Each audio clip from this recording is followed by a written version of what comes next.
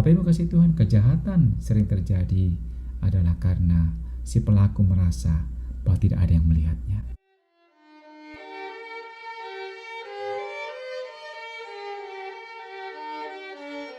Salam damai sejahtera bagi kita semua yang dikasihi Tuhan dan yang mengasihi Tuhan. Kita sungguh bersyukur pada saat ini bisa bersama-sama kembali di dalam program seri ucapan berbahagia. Bapak Ibu yang kasih Tuhan, pada saat ini kita sudah sampai kepada seri ucapan berbahagia yang ke-6, yaitu di Matius 5 ayat yang ke-8. Mari Bapak Ibu yang kasih Tuhan, kita baca terlebih dahulu kebenaran firman Tuhan ini, lalu nanti kita renungkan bersama-sama. Firman Tuhan di dalam Matius 5 ayat 8 berkata, "Berbahagialah orang yang suci hatinya, karena mereka akan melihat Allah." Bapak, Ibu, dan saudara kasih Tuhan, dari nas kebenaran firman Tuhan yang kita baca ini, kita akan mengangkat satu tema kebahagiaan dari hati yang suci. Bapak, Ibu kasih Tuhan, jikalau dikatakan ada kebahagiaan di hati orang yang suci, pasti juga ada pertanyaan, mungkinkah memang ada kebahagiaan di hati yang suci? Bukankah orang yang suci hatinya atau orang yang tulus hatinya seringkali menjadi korban daripada orang-orang yang hatinya yang licik? Bapak Ibu kasih Tuhan, benarkah demikian? Apakah ini menambah lagi paradoks di dalam kebenaran firman Tuhan?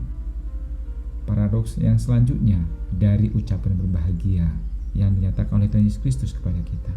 Paradoks bukan berarti bertentangan, tetapi sesuatu yang saling mendukung, walaupun secara manusia sepertinya tidak mungkin terjadi. Bapak Ibu kasih Tuhan, mari kita lihat kebenaran firman Tuhan yang kata dunia ini mustahil, tetapi bagi Tuhan tiada mustahil selama itu di dalam kebenaran. Bapak Ibu kasih Tuhan, untuk menemukan keindahan, kedalaman firman Tuhan ini, mari kita mengeksposisinya, menemukan kebenaran firman Tuhan ini berdasarkan firman Tuhan lainnya. Nats firman Tuhan Matius 5 ayat 8 yang kita baca tadi adalah dari terjemahan baru. Kita bisa juga melihat dari terjemahan bahasa Indonesia masa kini. Berbahagialah orang yang murni hatinya, mereka akan mengenal Allah. Bapak Ibu kasih Tuhan, terjemahan bahasa Indonesia masa kini ini, kalau kita melihat atau bandingkan kepada terjemahan bahasa Yunani-nya, maka terjemahan bahasa Indonesia masa kini ini lebih mendekati kepada makna dari bahasa aslinya. Mari coba kita lihat. Di dalam bahasa Yunani-nya, kata murni hatinya atau suci hatinya adalah berasal dari kata kataros. Kata kataros ini bisa diartikan bersih, bisa juga diartikan murni, bisa juga diartikan tidak bercampur. Selain daripada artinya, kita juga bisa melihat makna daripada kataros ini ketika digunakan di dalam kata apa saja berdasarkan konteksnya. Kata kataros adalah kata juga yang digunakan untuk baju yang kotor lalu dicuci sehingga bersih. Bapak Ibu kasih Tuhan, baju kotor, bukan dikatakan baju itu sudah bersih, tapi baju yang kotor kemudian dibersihkan. Selain itu saudara kasih Tuhan, kata kataros juga digunakan dalam konteks susu atau anggur yang murni. Kenapa murni? Karena sudah tidak lagi mengandung air atau unsur logam sehingga benar-benar murni. Kita mengetahui bahwa susu itu diperas daripada hewan seperti sapi. Akan tetapi susu yang diperas itu perlu disterilkan sehingga tidak lagi ada kandungan-kandungan yang bisa membahayakan bagi tubuh manusia. Demikian juga anggur yang dipetik dari pohon belum tentu langsung bisa dimakan, kecuali harus dibersihkan terlebih dahulu sehingga bisa dimakan dengan baik. Demikianlah penggunaan kata kataros untuk susu atau anggur yang murni. Murni karena sudah dibersihkan. Selain dalam konteks baju atau susu dan anggur yang kotor kemudian dibersihkan, kata kataros juga digunakan dalam hal kemiliteran, yaitu dikenakan kepada tentara yang terpilih. Tentara yang terpilih adalah tentara yang sudah dipisahkan dari tentara yang tidak berdedikasi atau tentara yang penakut sehingga bisa membahayakan daripada tujuan militer itu. Bapak Ibu kasih Tuhan, sejauh ini kita sudah mengerti bahwa konteks kataros juga digunakan untuk baju, untuk susu dan anggur, dan juga untuk tentara yang terpilih. Selain daripada itu juga digunakan untuk gandum yang sudah dibersihkan. Gandum yang sudah dipanen itu masih butuh proses sampai dia bisa bersih. Kadangkala itu dibersihkan melalui angin, seperti pada gambar ini. Konteksnya kalau di Indonesia adalah seperti seorang yang menampi beras, sehingga beras itu lebih bersih lagi. Bapak Ibu yang kasih Tuhan, dari pengertian dan penggunaan dari kata kataros atau suci hatinya ini, kita bisa melihat bahwa sebenarnya kata kataros ini adalah menekankan tentang sesuatu yang tadinya kotor kemudian dibersihkan menjadi sesuatu yang betul-betul tidak bercampur, betul-betul murni. Bapak Ibu kasih Tuhan, dari penelitian kita, dari penggalian kita sejauh ini, kita bisa menemukan bahwa arti daripada kata suci, baik itu berdasarkan arti dasarnya, yaitu kataros, dan juga konteks penggunaan dari kataros, maka kita bisa menemukan 4 kata, yaitu pertama suci, yang kedua bisa bersih, yang ketiga bisa murni, yang keempat adalah tidak bercampur. Kata tidak bercampur di sini bisa berarti dalam hal rohani, karena ini berbicara tentang hati. Maka tidak bercampur di sini bisa dimaknai sebagai tidak bercampur hal yang jahat, tidak bercampur hal yang tidak benar, tidak bercampur dengan hal-hal yang tidak suci. Bapak Ibu kasih Tuhan, sejauh ini kita sudah menggali makna daripada suci hatinya. Maka sebelum kita mengambil kesimpulan atau mengambil gambaran keseluruhan, mari kita lihat lagi frasa selanjutnya di dalam nats ini. Di dalam nats ini dikatakan, berbahagialah orang yang suci hatinya, karena mereka akan melihat Allah. Berdasarkan hal ini, maka kata selanjutnya yang akan kita teliti adalah apa yang dimaksud dengan akan melihat Allah. Bapak Ibu kasih Tuhan, apa yang dimaksud dengan frasa akan melihat Allah? Apakah yang dimaksud melihat Allah di sini adalah melihat Allah secara kasat mata? Itu yang pertama. Yang kedua, apakah yang dimaksud di sini akan melihat Allah adalah masa sekarang atau masa nanti? Bapak Ibu kasih Tuhan, untuk menjawabnya mari kita melihat kebenaran firman Tuhan yang lainnya. Di dalam 1 Korintus 13 ayat 12 dinyatakan, karena sekarang kita melihat dalam cermin suatu gambaran yang samar-samar, tetapi nanti kita akan melihat muka dengan muka. Sekarang aku hanya mengenal dengan tidak sempurna, tetapi nanti aku akan mengenal dengan sempurna, seperti aku sendiri dikenal. Bapak Ibu kasih Tuhan, dari nats ini kita bisa melihat bahwa ada penekanan di sana, tetapi nanti kita akan melihat muka dengan muka. Berdasarkan konteksnya, kata nanti di sini adalah berbicara tentang kelak di surga. Kita akan melihat muka dengan muka, yaitu dengan Tuhan Yesus Kristus. Oleh karena itu, kita bisa menemukan jawaban bahwa akan melihat Allah di sini. Pertama adalah berbicara tentang di surga kelak kita bisa melihat muka dengan muka. Hal itu ditekankan sampai 2 kali. Dikatakan sekarang aku hanya mengenal dengan tidak sempurna, tetapi nanti aku akan mengenal dengan sempurna. Rekan-rekan yang dikasihi Tuhan, pemahaman yang pertama tentang kata akan melihat Allah di sini adalah berbicara tentang nanti ketika kita berjumpa dengan Tuhan di surga. Tetapi pertanyaannya, apakah kebahagiaan kita adalah baru nanti atau sekarang kita sudah bahagia lalu menanti terus sampai nanti? Apakah begitu yang dimaksud di sini? Atau apakah ada arti lain? Saudara kasih Tuhan, mari kembali kita melihat nats dari 1 Korintus 13 ini. Di dalam 1 Korintus 13 ini sebenarnya ada 2 makna yang sedang diutarakan di situ. Kita tadi hanya melihat yang tulisan warna merah. Sekarang coba kita melihat tulisan yang warna biru.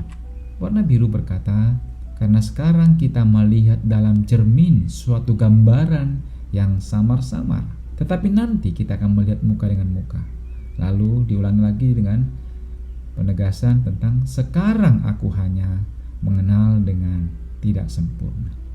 Dari kebenaran firman Tuhan ini kita melihat ada 2 waktu sebenarnya. Ada kata sekarang, ada kata nanti. Tapi dua-duanya menggunakan kata melihat.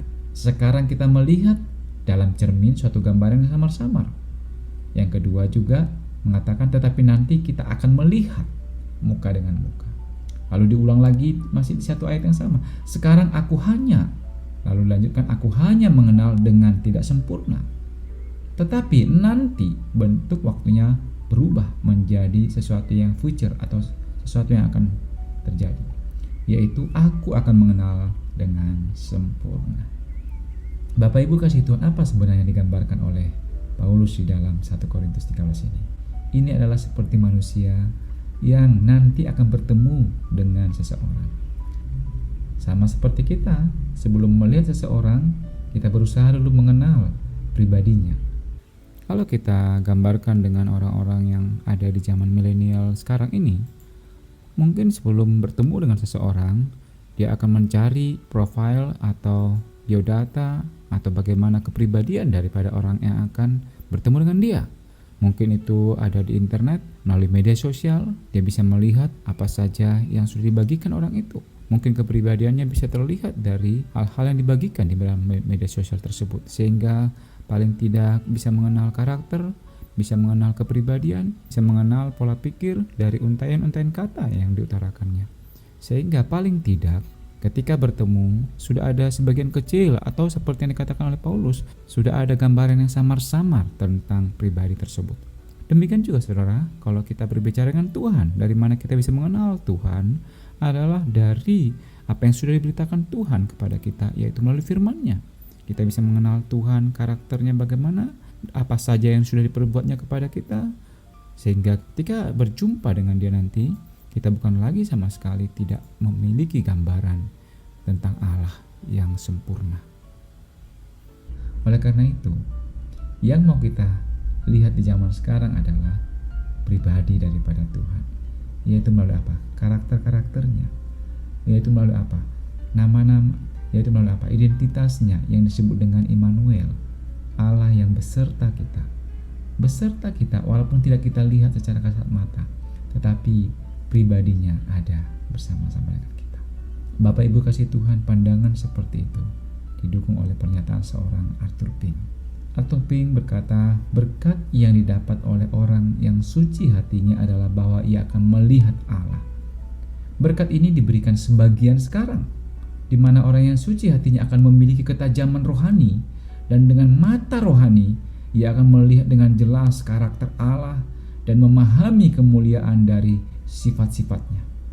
Semuanya akan digenapi secara sempurna ketika orang percaya berjumpa dengan Tuhan. Bapak Ibu kasih Tuhan, demikianlah yang dinyatakan oleh Arthur Pink ini, bahwa sebelum kita berjumpa dengan Tuhan, kita memiliki pengenalan secara batiniah.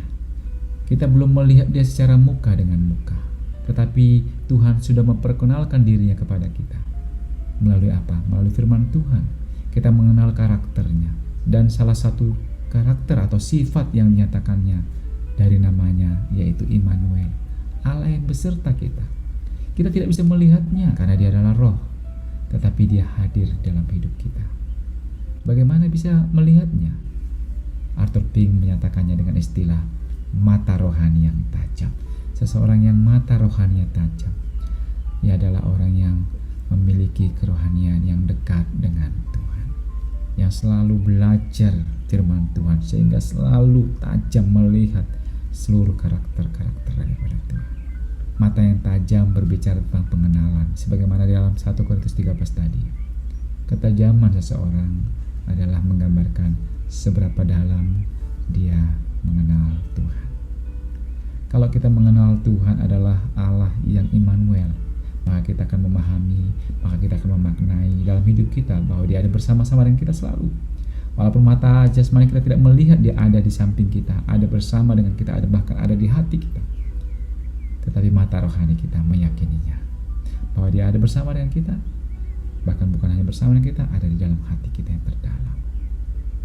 Oleh karena itu, jikalau ada orang yang tidak menyadari atau tidak bisa melihat secara rohani bahwa Allah ada bersama dengan dia, maka disitulah yang dinyatakan bahwa hatinya sedang kotor, hatinya sedang bercampur, hatinya sedang ditutupi, hatinya sedang terhalangi oleh sesuatu yang membuat dia tidak lagi bisa melihat Tuhan ada bersama-sama dengan dia.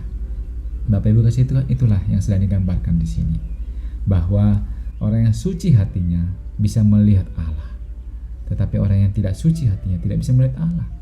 Orang yang mengenal Allah, dia bisa melihat Allah ada bersama-sama dengan dia di dalam hati yang terdalam.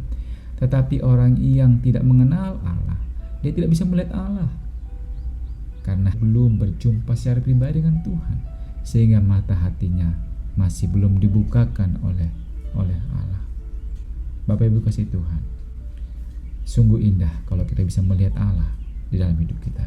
Karena kalau kita bisa melihat Allah ada di dalam bersama dengan kita, maka betapa kita sungguh bahagia. Kenapa? Ada Allah bersama-sama dengan kita di dalam menjalani hidup ini, waktu demi waktu. Tiada detik, tiada waktu di mana Tuhan tidak bersama dengan kita. Siapa yang bisa melihatnya? Orang yang suci hatinya, orang yang murni hatinya, orang yang tidak terhalang oleh apapun di muka bumi ini, yang hanya dibersihkan oleh kebenaran firman Tuhan. Hati yang hanya ada Tuhan di dalam hidupnya. Bapak Ibu kasih Tuhan, pertanyaan selanjutnya yang muncul adalah, mengapa hati yang menjadi standar dari Tuhan agar bisa melihat ada Tuhan atau tidak ada Tuhan? Bapak Ibu kasih Tuhan, pertama kita bisa melihat adalah dari pernyataan Tuhan dalam 1 Samuel 16 ayat 17. Dikatakan, tetapi berfirmanlah Tuhan kepada Samuel, janganlah pandang parasnya atau perawakan yang tinggi, sebab aku telah menolaknya. Bukan yang dilihat manusia, yang dilihat Allah. Manusia melihat apa yang di depan mata. Berdasarkan nats ini, Bapak Ibu kasih Tuhan, berarti mengapa Tuhan begitu peduli dengan hati? Karena memang Tuhan bukanlah seperti manusia yang melihat perawakan, melihat penampilan luar, tetapi Tuhan melihat hati. Mengapa Tuhan melihat hati? Itu menjadi pertanyaan selanjutnya.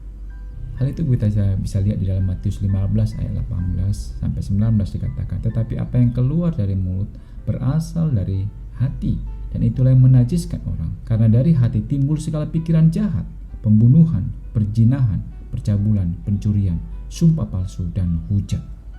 Berdasarkan firman Tuhan ini, saudara kasih Tuhan, kita diajarkan bahwa Tuhan mengutamakan hati. Karena apa? Karena dari hatilah muncul segala sumber kenajisan.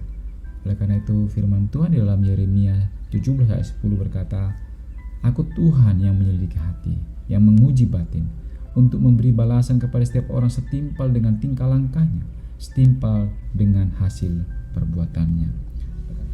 Bapak Ibu kasih Tuhan, kalau kita melihat kebenaran firman Tuhan ini, maka kita akan menyadari satu hal, yaitu ketika Tuhan melihat hati kita yang terdalam di seluruh muka bumi ini, pastilah akan ditemukan bahwa tidak ada manusia yang benar 100%. Oleh karena itu, apa yang dimaksud dengan orang yang suci hatinya? Orang yang suci hatinya bukanlah kehidupan yang tanpa dosa.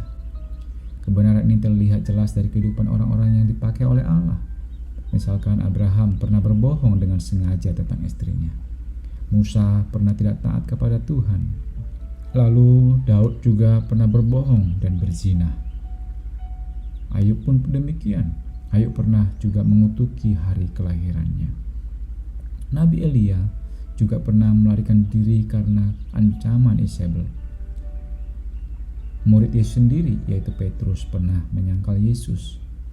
Berdasarkan hal inilah Paulus juga menyatakan bahwa di dalam dirinya ada peperangan antara yang jasmani dan rohani. Hal itu dinyatakannya dalam Roma 7 ayat 21 sampai 23. Demikianlah aku dapati hukum ini, jika aku menghendaki berbuat apa yang baik, yang jahat itu ada padaku.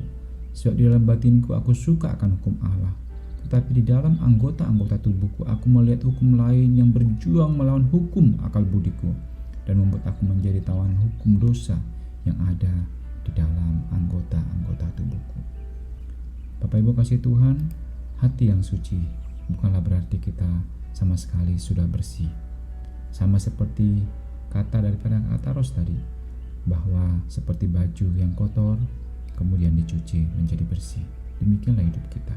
Oleh karena itu Bapak Ibu kasih Tuhan, kalau kita bisa melihat makna ini dan contoh-contoh yang sudah ada dalam kita, maka kita akan bisa melihat urutan daripada ucapan berbahagia yang 1 sampai yang ke-8.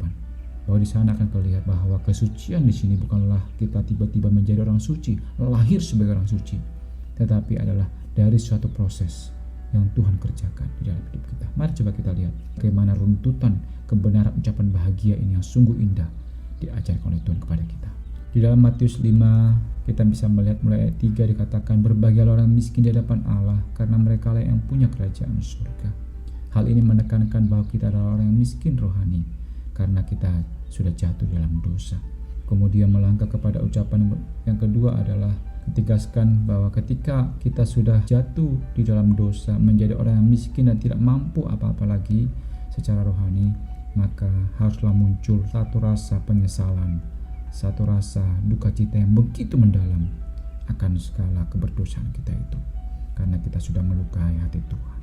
Kemudian dilanjutkan dengan ucapan berbahagia yang ketiga, bahwa kita harus lemah lembut, artinya kita harus mau rendah hati dan mau dikendalikan Tuhan. Agar apa? Agar jangan kita berbuat dosa lagi. Bagaimana caranya kita agar rendah hati dan mau dikendalikan oleh Tuhan sehingga tidak berbuat dosa lagi? Caranya adalah dijelaskan Tuhan di dalam ucapan berbahagia yang keempat, yaitu lapar dan haus. Artinya kita bisa rendah hati dan dikendalikan oleh Tuhan adalah dengan cara bahwa di hati kita ada satu kerinduan yang ingin mengenal, ingin selalu melakukan kehendak Tuhan. Jika tidak ada kerinduan itu, maka kita tidak akan pernah bisa mau rendah hati, maka kita tidak pernah bisa mengendalikan diri kita. Kemudian ditegaskan oleh Tuhan di ucapan yang kelima, bahwa segala hal yang sudah diberikan Tuhan itu adalah bentuk kemurahan-Nya. Dari keberdosaan kita, dari ketidakmampuan kita, kita diberikan hati yang mau rendah hati, hati yang mau dikendalikan. Itu adalah kemurahan Tuhan. Oleh karena itu apa? Kita harus murah hati. Ketika kita murah hati, Tuhan akan memberikan lagi bonus kepada kita, yaitu kemurahan hati Tuhan. Setelah kita memiliki kesadaran bahwa kita adalah orang yang sudah mendapat kemurahan hati dan kita juga harus murah hati, maka Tuhan melanjutkan kepada ucapan berbahagia yang sedang kita bahas ini, yaitu kita berbahagia karena suci hati. Artinya bahwa ketika kita melakukan segala kemurahan atau melakukan segala kebaikan, biarlah hati kita adalah motivasi kita, adalah motivasi yang murni, yang bersih, yang tulus, bahwa Tuhan selalu ada bersama kita, karena mata rohani kita selalu bisa melihat keberadaannya di dalam hidup kita. Bapak Ibu kasih Tuhan, untuk menggambarkan betapa pentingnya kesadaran dalam diri kita bahwa Allah ada bersama dengan kita. Misalkan seorang anak berani mengambil uang dari saku atau dompet daripada orang tuanya. Ketika kapan? Adalah ketika dia melihat kiri kanan, dia melihat sekelilingnya bahwa orang tuanya tidak ada atau tidak melihatnya. Maka dia baru berani mengambil uang dari kantong atau dari dompet orang tuanya. Demikian juga orang-orang yang koruptor di dunia ini. Kapan orang berani korupsi? Karena dia berpikir bahwa orang lain tidak melihat apa perbuatannya. Kapan orang bisa melakukan perselingkuhan? Adalah ketika merasa bahwa istri atau suaminya tidak melihat. Bapak Ibu kasih Tuhan, kejahatan sering terjadi adalah karena si pelaku merasa bahwa tidak ada yang melihatnya. Bapak Ibu kasih Tuhan, demikian juga hati kita. Hati kita bisa merancangkan segala kejahatan adalah kalau kita tidak menyadari bahwa Tuhan melihat hati kita. Bahkan bukan hanya melihat, Tuhan ada di dalam hati kita. Bapak Ibu kasih Tuhan, kesadaran bahwa Allah ada karena mata rohani kita bisa melihat Allah ada, itu sangatlah penting. Ada rasa takut, itu penting dalam hidup ini.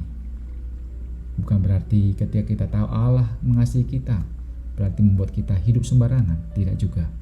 Justru karena kita tahu bahwa ada Allah yang begitu mengasihi kita, maka hati kita tidak tega untuk melukai hati Tuhan. Sama seperti kisah yang saya gambarkan di dalam ucapan berbahagia yang kelima di pembahasan kita sebelumnya, bahwa ketika ada orang yang berbuat baik kepada kita, masihkah hati kita tega berbuat jahat kepada dia? Bapak Ibu kasih Tuhan, kalau ada orang yang masih tega berbuat jahat kepada orang baik, maka itulah tanda bahwa hatinya sungguh kotor, hatinya tidak murni, hatinya tidak suci. Bapak Ibu dan Saudara kasih Tuhan, ucapan berbahagia yang keenam ini adalah menekankan suatu refleksi, suatu introspeksi diri sendiri secara jujur di hati kita yang terdalam. Karena ini berbicara tentang hati. Bapak Ibu yang kasih Tuhan, ketika kita melakukan segala sesuatu, apakah hati kita adalah jujur melakukannya, tulus melakukannya? Tidak ada motivasi yang lain. Oleh karena itu, pada refleksi kali ini, marilah kita melihat diri sendiri. Apakah di dalam diri kita masih ada kemunafikan? Apakah di dalam diri kita masih banyak kepura-puraan? Apakah kita hanya menampilkan pakaian agamis saja, tetapi sebenarnya hati kita lebih kotor daripada orang yang tidak berpakaian agamis. Bukan berarti juga berpakaian agamis itu salah, tetapi hendaklah tampilan luar kita adalah menggambarkan tampilan dalam kita. Bapak Ibu kasih Tuhan, inilah sebenarnya yang sedang ditegaskan oleh Tuhan. Pertama, Tuhan berbicara tentang hati. Kemudian dia melanjutkannya di pasal yang ke-6 tentang bentuk-bentuk nyata daripada hati yang harus hati-hati dijaga supaya kita memiliki hati yang sungguh suci hati. Matius 6 ayat 5 berkata, "Dan apabila kamu berdoa, janganlah berdoa seperti orang munafik. Mereka suka mengucapkan doanya dengan berdiri dalam rumah-rumah ibadat dan pada tikungan-tikungan jalan raya, supaya mereka dilihat orang. Aku berkata kepadamu, sesungguhnya mereka sudah mendapatkan upahnya." Bapak Ibu kasih Tuhan, Tuhan Yesus menegaskan, jangan kiranya kita berdoa hanya untuk dilihat oleh orang lain. Sebenarnya doa itu bisa dilakukan di tempat yang tersembunyi. Tidak harus menjadi sebuah ajang pamer doa, kelihatan berteriak-teriak di muka umum, tetapi sebenarnya dia tidak pernah berdoa di tempat yang tersembunyi kepada Tuhan. Bahkan jangan sampai rekaman yang dipasang berdoa kepada Tuhan, tetapi sebenarnya umatnya tidak pernah berdoa kepada Tuhan. Bapak Ibu kasih Tuhan, kemudian Tuhan juga melanjutkan di Matius 6 ayat 16. Dikatakan, "Dan apabila kamu berpuasa, janganlah muram mukamu seperti orang munafik. Mereka mengubah air mukanya, supaya orang melihat bahwa mereka sedang berpuasa. Aku berkata kepadamu, sesungguhnya mereka sudah mendapat upahnya." Bapak Ibu kasih Tuhan, berpuasa itu baik. Berpuasa itu sesuatu tanda bahwa kita mau merendahkan diri di hadapan Tuhan. Mengatakan bahwa makanan itu bukan yang utama bagiku. Yang utama adalah firman-Mu sebagai makanan rohaniku. Oleh karena itu, waktuku yang dulunya sibuk untuk mencari makanan jasmani, saya sekarang sibuk untuk mencari makanan rohani. Itulah sebenarnya arti makna puasa. Oleh karena itu, ketika puasa, seharusnya lebih banyak melakukan hal-hal rohani, yaitu memperdalam keimanan.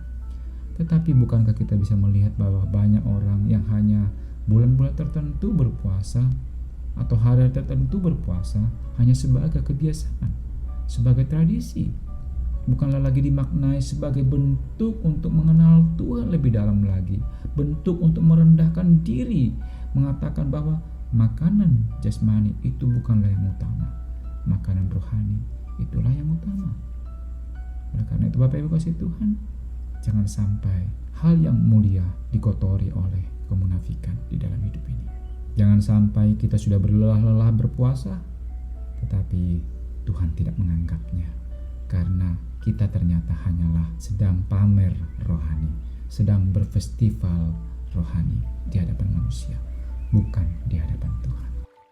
Bapak Ibu dan saudara kasih Tuhan, di akhir perenungan kita ini, satu pertanyaan penting lagi adalah, bagaimana caranya agar hati kita seperti tadi kata-kata Ros itu, seperti baju yang dulunya kotor kemudian dicuci menjadi bersih, seperti anggur yang kotor kemudian dibersihkan menjadi murni, seperti susu yang kemudian dimurnikan, atau seperti gandum atau beras yang kemudian ditampi sehingga terbuanglah kotoran-kotoran itu hari demi hari. Demikianlah hati kita semakin disucikan. Bagaimana caranya? Bapak Ibu kasih Tuhan, kesadaran pertama ternyata firman Tuhan menjelaskan bahwa kita harus sadar bahwa betapa liciknya hati kita. Bapak Ibu kasih Tuhan, hal itu dinyatakan dalam Yeremia 17 ayat 9. Dikatakan betapa liciknya hati, lebih licik daripada segala sesuatu. Hatinya sudah membatu, siapakah yang dapat mengetahuinya? Bapak Ibu kasih Tuhan, kesadaran bahwa hati kita begitu licik itu penting sekali untuk disadari. Mengapa demikian Bapak Ibu kasih Tuhan? Hal itu adalah seperti yang dikatakan oleh Paulus tadi, bahwa di dalam diri kita ada perjuangan antara keinginan roh kita dan keinginan daging itu bertempur terus. Di hati kita ada pertempuran seperti itu. Betapa liciknya hati, lebih licik daripada segala sesuatu. Bapak Ibu kasih Tuhan, bahkan dikatakan, siapakah yang mengetahuinya? Ini tidak berbicara hanya orang lain, tetapi diri kita sendiri bisa terkaget-kaget. Liciknya hati juga adalah seperti yang dikatakan oleh umpama, dalamnya lautan bisa diukur, tetapi dalamnya hati siapa yang tahu? Oleh karena itu Bapak Ibu kasih Tuhan, bagaimana kita supaya bisa menguasai hati kita yang begitu licik itu? Firman Tuhan tidak hanya berhenti sampai di situ. Firman Tuhan menegaskan satu hal, kesadaran lagi yang penting kita ingat, yaitu di Ibrani 4 ayat 12 sampai ayat yang ke-13. Firman Tuhan berkata, sebab firman Allah hidup dan kuat dan lebih tajam daripada pedang bermata dua manapun. Ia menusuk amat dalam sampai memisahkan jiwa dan roh, sendi-sendi dan sumsum-sumsum. Ia sanggup membedakan pertimbangan dan pikiran hati kita. Dan tidak ada satu makhluk pun yang tersembunyi di hadapannya. Sebab segala sesuatu telanjang dan terbuka di depan mata Dia, yang kepadanya kita harus memberikan pertanggungan jawab. Bapak Ibu kasih Tuhan, firman Tuhan ini berbicara dua hal. Kita harus sadar bahwa yang bisa mengetahui kelicikan hati manusia adalah hanya firman Tuhan. Dan firman Tuhan itu adalah Allah sendiri yang bisa melihat kedalaman hati kita. Oleh karena itu dikatakan kita tidak bisa bersembunyi daripada Allah. Perbuatan kita, walaupun kita sembunyikan sedemikian rupa, manusia tidak bisa melihat. Tidak ada yang tersembunyi bagi Dia. Oleh karena itu pemahaman ini penting sekali. Kita sadar bahwa hati kita begitu licik. Kelicikan hati itu hanya Tuhan yang tahu. Oleh karena itu kita harus selalu menyadari dalam hidup kita, ketika kita mau memikirkan sesuatu yang jahat, sadarlah bahwa Tuhan ada, Tuhan tahu. Itu penting sekali supaya kita selalu menjaga diri kita. Supaya kita selalu tidak merasa di dunia ini ada tempat yang tidak ada Tuhan. Supaya kita selalu jangan membohongi diri kita. Siapapun kita, baik yang menganggap diri kita ada Tuhan atau tidak ada Tuhan, pada akhirnya seperti di Ibrani ini katakan, pada akhirnya semua makhluk akan bertanggung jawab kepada siapa? Kepada Tuhan. Sekalipun saat ini kita tidak mengaku ada Tuhan. Seringkali orang yang tidak mengaku ada Tuhan adalah sedang membuat benteng supaya dia jangan dihakimi oleh Tuhan. Tetapi pada akhirnya tetap tidak ada yang bisa bersembunyi daripada Tuhan. Tidak ada yang bisa lepas daripada tanggung jawab kepada Tuhan. Sekalipun kita mengatakan tidak ada Tuhan, sekalipun kita mengatakan bahwa tidak ada kematian, tidak ada penghakiman, tetap akan ada penghakiman. Saudaraku, jangan kiranya suatu saat terlambat baru sadar dan tidak ada waktu untuk kembali lagi. No turning back. Tidak ada waktu kembali lagi. Waktu terus berjalan. Oleh karena itu, ingatlah dua hal ini. Hati terlalu licik. Saya dan saudara semuanya adalah orang yang licik. Bagaimana kita bisa mengetahui kelicikan itu? Kita sendiri pun kadang-kala sampai tidak sadar bahwa kita sedang membangun kelicikan-kelicikan. Kita seakan menghindari Tuhan karena ada pandangan-pandangan di dunia ini yang mengatakan tidak ada Tuhan, kita mengikutinya supaya kita melepaskan diri daripada tanggung jawab kepada Tuhan. Apakah kita bisa lepas daripada tanggung jawab kepada Tuhan? Tidak ada. Tidak ada yang bisa lepas daripada tanggung jawab kepada Tuhan. Semuanya akan berdiri di depan Allah dan mempertanggungjawabkan diri kita. Saya tidak sedang menakut-nakuti kita, saudara. Ini adalah sebuah kebenaran yang bukanlah subjektif saya, tetapi ini objektif karena Allah sendiri, sang kebenaran itu yang menyatakannya. Bapak Ibu, yang kedua, kita harus selalu menyerah kepada Tuhan supaya kelicikan hati kita sendiri bisa kita tahu dari mana? Dari kebenaran firman Tuhan. Dan selain itu, di dalam kebenaran juga tertanam satu kebenaran bahwa kita harus selalu sadar bahwa Tuhan ada di mana-mana. Dan ketika kita sadar Tuhan ada di mana-mana, itu sangat penting. Seperti saya, sewaktu kecil, guru sekolah minggu saya mengajarkan lagu pujian, mata Tuhan melihat apa yang kau perbuat. Dan ini diperkuat lagi dengan satu gambar yang diberikan kepada saya adalah ada mata Tuhan di dinding, lalu ada seorang anak yang sedang mencuri. Anak itu tidak melihat orang lain, tetapi dia tidak sadari ada mata yang melihat dia, yaitu mata Tuhan. Siapa yang bisa menyadarinya?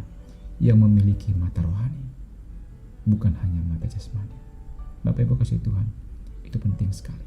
Selanjutnya Bapak Ibu kasih Tuhan, bagaimana cara agar kita bisa hidup hari demi hari, hati kita semakin dimurnikan, semakin disucikan, semakin dibersihkan oleh Tuhan, adalah dengan cara yang ketiga.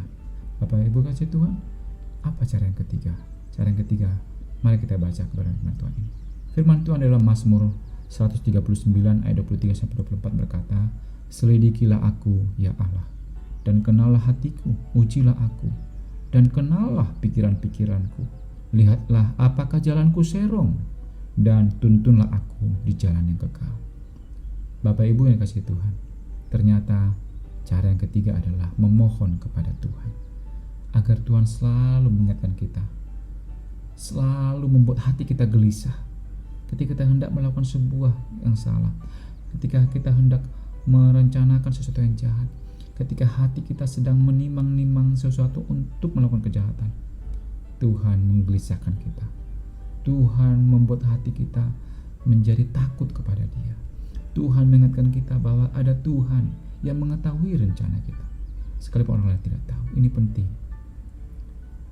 Cara yang ketiga ini adalah memohon kepada Tuhan, supaya Tuhan mengingatkan kita. Jangan membuat hati kita seperti orang yang sudah terbiasa melakukan sebuah kejahatan. Dia akan merasa kebal. Dia tidak akan merasa lagi ada rasa kegelisahan, ada rasa gentar nanti sewaktu ini melakukan sebuah kejahatan. Bapak Ibu kasih Tuhan, yang ketiga ini penting. Lalu cara apa lagi yang kita butuhkan supaya hati kita semakin dimurnikan, semakin hari semakin bersih, dibuang segala noda-noda kotoran, segala pikiran-pikiran kejahatan, segala niat-niat jahat itu? Adalah dengan cara yang keempat. Cara yang keempat adalah seperti yang firman Tuhan katakan ini. Masih di Mazmur 139 ayat 23 dan 24 dikatakan, selidikilah aku ya Allah dan kenalah hatiku, ujilah aku dan kenalah pikiran-pikiranku. Lihatlah apakah jalanku serong, dan tuntunlah aku di jalan yang kekal. Iya Bapak Ibu kasih Tuhan, setelah kita meminta Tuhan untuk mengingatkan kita, menguji kita, apakah jalan kita serong atau sedang menyimpang, maka hal yang selanjutnya adalah kita sadar bahwa kita tidak sanggup. Oleh karena kita harus memohon tuntunan Tuhan, bimbingan Tuhan, supaya kita terus berjalan di dalam kehendak Tuhan. Dan bagaimana supaya kita bisa terus berjalan jalan Tuhan? Dan saudara kasih Tuhan, bukan berarti karena kita sudah meminta supaya Tuhan tuntun kita, maka kita seakan hidup kuisera-sera. Artinya, ya sudah, saya sudah minta kepada Tuhan, maka jadilah demikian. Ini namanya bukan meminta. Ini namanya sedang berpura-pura meminta kepada Tuhan. Tetapi niatnya sebenarnya bukan itu. Karena kalau niatnya sungguh-sungguh, maka dia juga akan berusaha. Untuk apa? Untuk hidup dengan benar. Bapak Ibu kasih Tuhan, usaha kita tidak bisa, tetapi usaha kita perlu kuasa daripada Tuhan. Tetapi ketika kita sudah meminta kepada Tuhan, janganlah juga kita bermain-main mencobai Tuhan. Bapak Ibu kasih Tuhan, kita perlu kuasa Tuhan. Kuasa Tuhan berlaku dengan apa? Baik secara langsung memimpin kita, tetapi juga kuasa Tuhan ada di dalam firman-Nya. Oleh karena itu, cara yang kelima adalah kita belajar firman Tuhan, kita selalu mengisi hidup kita dengan kebenaran firman Tuhan. Hati kita tidak kita biarkan kosong, sehingga dunia dengan segala pemikiran yang jahat yang masuk ke dalam hati kita atau ke dalam pikiran kita. Tetapi hati kita isi dengan kebenaran firman Tuhan. Di dalam hal inilah penting ayat-ayat hafalan. Firman Tuhan itu bukan sekedar hanya kita baca, tetapi kita coba hafal sampai kita bisa mengingatnya. Firman Tuhan itu akan berguna ketika kita suatu saat dalam kesusahan. Hal itu adalah seperti yang dikatakan firman Tuhan di dalam Mazmur 119 ayat 9, ayat 10 dan ayat 11. Firman Tuhan berkata, dengan apakah seorang muda mempertahankan kelakuannya bersih? Dengan menjaganya sesuai dengan firman-Mu. Dengan segenap hatiku aku mencari Engkau. Janganlah biarkan aku menyimpang dari perintah-perintah-Mu. Ajaran-Mu kusimpan dalam hatiku, supaya aku jangan berdosa terhadap-Mu. Bapak Ibu kasih Tuhan, supaya kita jangan berdosa dalam hidup ini, kita harus menyimpan firman Tuhan. Karena firman Tuhan itu menjadi pedoman, menjadi suluh bagi kita. Di tengah dunia yang gelap ini, kita perlu pedoman, kita perlu penuntun. Penuntun itu adalah firman Tuhan. Firman Tuhan itu akan terngiang-ngiang dalam hidup kita. Ketika kita mengalami sebuah pergumulan, firman Tuhan itu akan berbicara dengan kuasa Roh Kudus. Dia akan mengingatkan kita akan firman itu. Firman itu begitu kuat, membuat kita bisa menjaga kelakuan kita bersih. Ya, tidak ada manusia yang bisa dengan kekuatannya melepaskan diri dari kotornya liciknya hati kita. Hanya dengan firman Tuhan, hanya dengan kuasa Tuhan, hanya dengan mengandalkan Tuhan, disitulah terdapat letak kekuatan kita. Dan ketika hati kita sudah makin hari semakin disucikan oleh Tuhan, maka disitulah letak kebahagiaan yang tertinggi, kebahagiaan yang tidak bisa diberikan oleh dunia ini. Bapak Ibu kasih Tuhan, orang yang mau hatinya diisi oleh kebenaran firman Tuhan, maka orang itu adalah orang yang seperti dikatakan oleh Paulus di dalam Filipi 4 ayat 8. Firman Tuhan berkata, akhirnya saudara, isilah pikiranmu dengan hal-hal yang bernilai, yang patut dipuji, yaitu hal-hal yang benar, yang terhormat, yang adil, murni, manis, dan baik. Bapak Ibu kasih Tuhan, kalau itu yang ada dalam pikiran kita, betapa bahagianya kita dalam hidup ini. Ya, sungguh menjadi orang bahagia, karena kesusahan seringkali datang kalau pikiran kita, hati kita ini dipenuhi oleh pikiran-pikiran yang kotor, pikiran-pikiran yang penuh kejahatan. Justru orang itu penuh dengan kesusahan, penuh dengan kegelisahan. Tidak ada kebahagiaan di dalam jalan orang-orang seperti itu. Tetapi seperti firman Tuhan, kalau hati kita, pikiran kita ini diisi dengan segala kebenaran firman Tuhan, maka hidup kita menjadi orang yang berbahagia. Bapak Ibu kasih Tuhan, bagaimana dengan kita semua?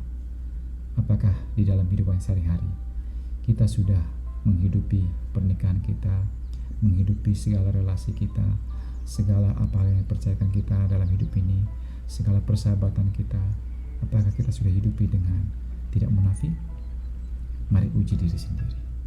Jangan sampai seluruh relasi yang ada dalam hidup kita adalah relasi yang dipenuhi dengan kemunafikan. Seluruh relasi kita adalah relasi yang dipenuhi dengan kepura-puraan. Seluruh relasi kita, pernikahan, persahabatan, baik itu relasi kerja, baik itu di sekolah, baik itu sebagai seorang pimpinan, baik itu di relasi apa saja pun, kiranya janganlah motivasi kita motivasi untuk hanya mencari untung diri sendiri, tetapi biarlah dari hati kita terdalam kita merasa kalau saya ingin diuntungkan, maka orang lain juga harus diuntungkan. Biarlah di hati kita terdalam selalu ada ketulusan di dalam menjalani hidup ini. Percayalah kepada Tuhan, jangan percaya kepada kata dunia ini. Seringkali di dunia ini dikatakan bahwa orang yang tulus akan semakin dikerjai. Tidak, ada Tuhan pembela kita. Percayalah kepada Tuhan bahwa orang yang jujur itu tidaklah hancur, tetapi orang yang jujur itu dibela oleh Tuhan. Justru orang yang ingin membela diri sendiri, dia akan hancur dengan sendirinya. Tuhan adalah raja daripada segala raja. Tuhan adalah yang paling adil daripada segala yang adil di muka bumi ini. Janganlah bersandar kepada keadilan dunia ini.